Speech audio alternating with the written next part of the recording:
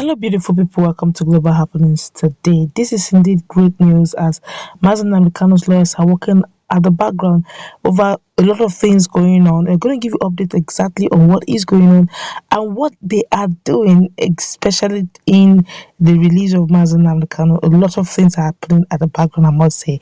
Well, before we go into the news report to find out exactly what the legal team of Nnamdi Kanu is doing to ensure that the records are kept straight and Nnamdi Kanu is released on time, like you subscribe to our channel by clicking on the red subscribe button beside it.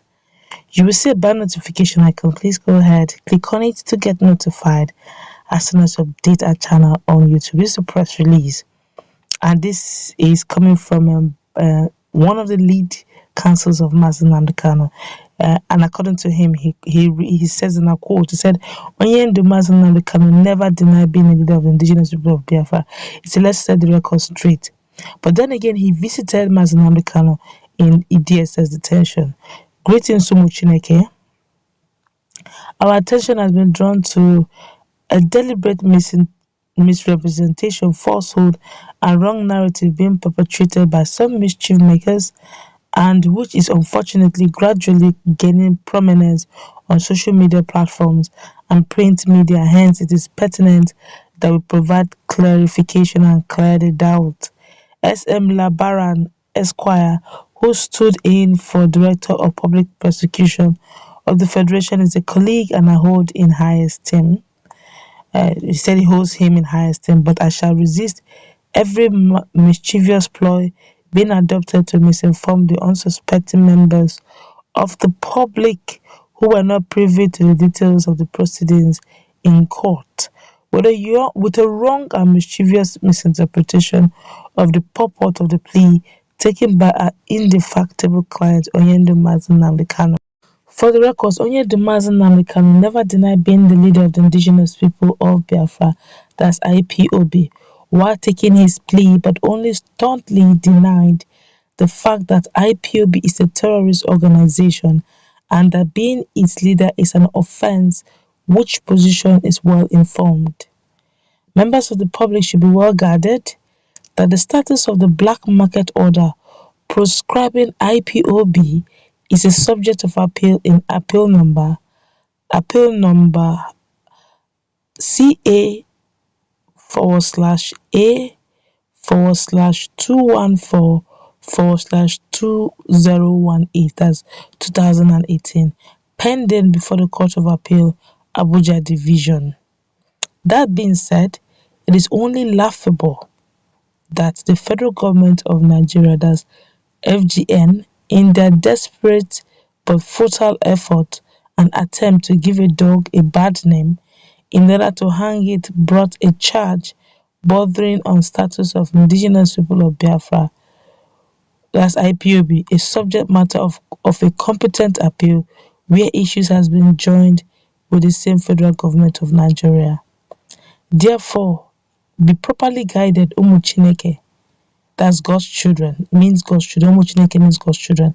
So therefore, be properly guided, Umu Chineke, because we have sufficiently addressed the emptiness of that count and the entire charge in our compelling submissions before the court, now adjourned to be heard on the 16th day of February 2022.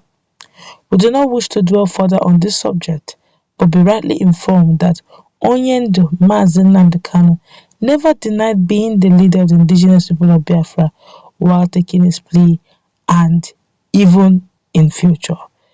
Ndewonu Umu Chineke, meaning well done, oh, God's children. I guess it's also referring to both Indigenous People of Biafra, lovers of Nnamdi Kanu, and those also agitating, and as well as Nigerians at large who would want justice to prevail. And this is signed by Ifeanyi Ejiofor Esquire, Indigenous People of Biafra lead counsel.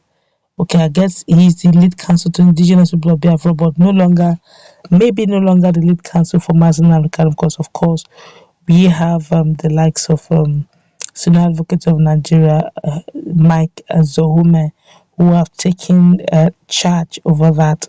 And if you have listened to if you have listened to Asari Dokubo, you would agree with me. There's a video that went viral, I think some 2 or 3 days ago. Yeah, that's about 2 or 3 days ago, where he opened up and said that Mazen Nnamdi Kanu is just starting, that he has not even been in detention, as in he has not been imprisoned, and is already denying being an IPOB member.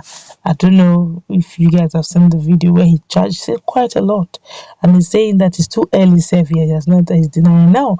If I enjoy for at the beginning when this thing went around, if I enjoy for came around and debunked a lot of things, and he's doing that again. And don't forget that they're also preparing ahead for February 16, where Mazen Abdulkarim's case will be heard.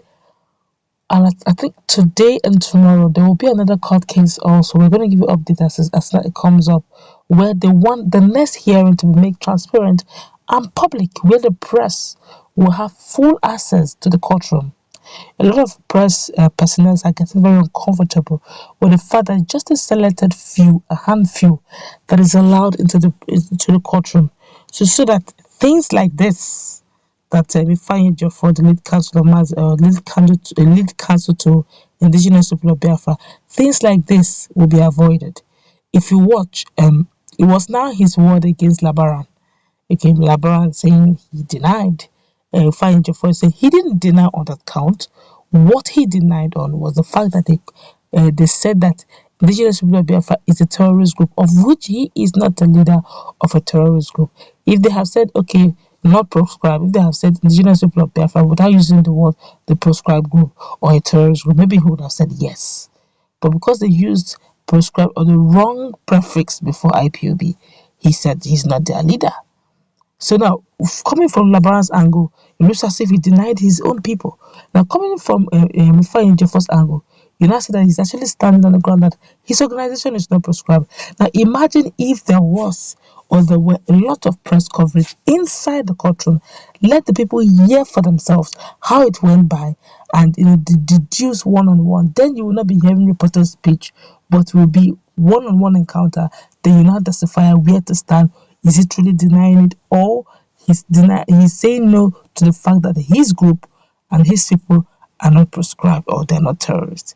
But now, if this court case that the press is suing, if it becomes favorable, then Mazen Nnamdi Kanu may be looking at not just having a fair trial, but also having a projected real life, real time, online real time, and real situation, not a reported speech, not a distorted one.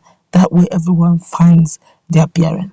I guess, I hope and pray that this eventually sees the light of day.